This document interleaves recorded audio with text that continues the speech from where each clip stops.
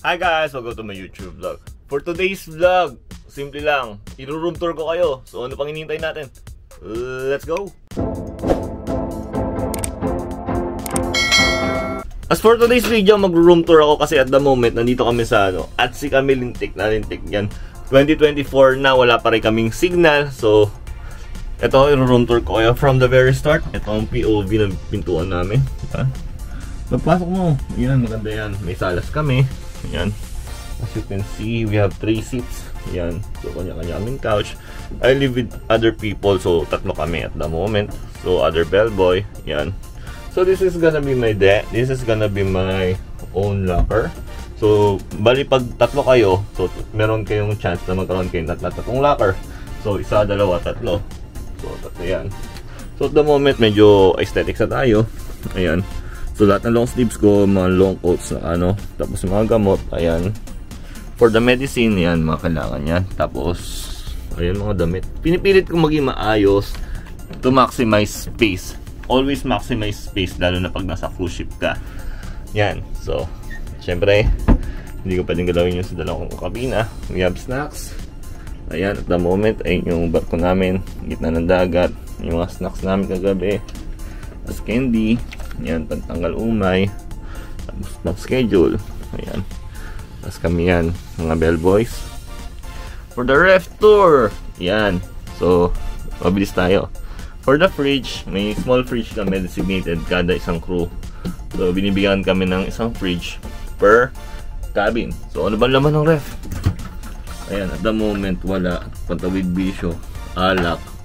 Walang naman literal. Kasi ewan ko kung ano yun. So, kasama ko. Tapos swerte ka if magkakaroon ka na sarili mo pang drawer. Ito mga gatong drawer, nakukuha namin yun kapag tinatapon na sa mga offices ng nasa mga office doon sa taas. Offices sa mga taas talaga, literal, no? So, after that, kukunin namin, syempre, instead of scrap, gamitin natin for another storage. Kumbaga sabi nga natin, maximize space. So, ayun mga mga damit ko. Dito nakalagay dito, underwear, shorts, ayan. Tapos anik-anik, bag, tapos barya, lagay ng barya. Rather than that, wala na. So sa ilalim naman, which is okay na okay kasi nagkaroon pa ng space. Kasi hindi matakot sa space yung ibang kasama ko. Ako lang. So for the space, ayan mga kasama akin. Yan, donut, kain ko na yung donut, chicheria, candy. Tapos yung half part, yung mga personal amenities like sabon, Colgate, nail cutter, coffee coat, deodorant, and many more. So, ayun na, almost halfway na kagad tayo. Diba? Yun. Tapos for my bedroom. This is where I'm gonna spend all my 8 months ng kontrata ko sa bedroom. So, swerte ako kasi nga, may porthole kami mamaya. Napapahit ako sa iyan. So, this is my fucking bedroom. And may wall of, wall of love. May picture ng wife ko. And then, may stuffed toy. Lagi ko dinadala yan. Dala ko yung rosary ko. Always pray at night. And may personal computer. May laptop. And may study materials.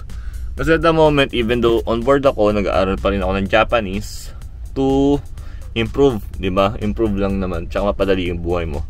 Kasi if you learn a lot of Japanese language, mas mapapadali ang buhay mo. Yun, so I spend like 8 months of my life here.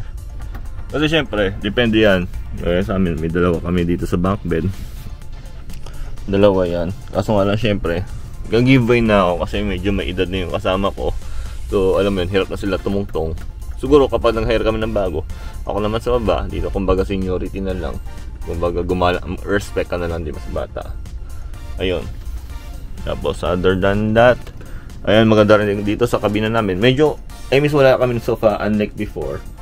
Pero ayan, mas marami kami lagayan. Ganyan. Siyempre lalaki kami pag-usensya kami ng mga stuff. Meron kami N95 just in case na magkaroon ng outbreak. At saka yung personal cup ni James na James Susano YouTube vlog. So, pag nag-subscribe ka, may automatic na ganito ka. No? So, kung mag-subscribe ka na, may original cup ka na. Tapos, yan. Ito yung $1 million view. Yan. May kita mo yan. Yung view na yan. Yan. Kita mo yung view na yan. 4K video. No, Kuya Jo? 4K video ng ano, at sea. Literal nakakatakot, ayun, no? Literal na at sea kami, nakakatakot yung view, ayun, no? Tagal, oh. Hindi mababasag niya. Kahit anong gawin mo. So, yun. So, nakapag-group tour na kami. Yun lang. Tapos, ito yung loob ng CR namin. So, bali, kailangan magkasundo kami sa mga bagay-bagay. So, ito yung gamit ko. Yan. Tapos, ito yung sink. Tapos, ito yung CR namin. So, shower. Tapos, so, ito yung POV niya. Ganyan ang itsura niya kapag naligo ako. Ganyan kasakit. So, kung claustrophobic ka, mahirap yan. So, kung natapbang ako, bababa. So, palitan kami. Kasi baka may nitis. Ang flash namin is ganyan. So, wala kaming pwede paglagyan ng tabo. Kasi nga, ang CR namin, dipindot. Vacuum sealed siya. So, ayan, pang bidet namin. So, bawal siya yung mga kagaya ng Pilipino na tabo-tabo. So, hindi siya ma-apply. Yun lang. So, yun. May sabitan din kami just in case na ayaw namin mag air dryer. Ito medyas ko. Yan. Yun lang. So that's the end of my room tour. So if you do like this kind of video, please do like and subscribe my YouTube channel. Maraming salamat. So ulitin, skirt.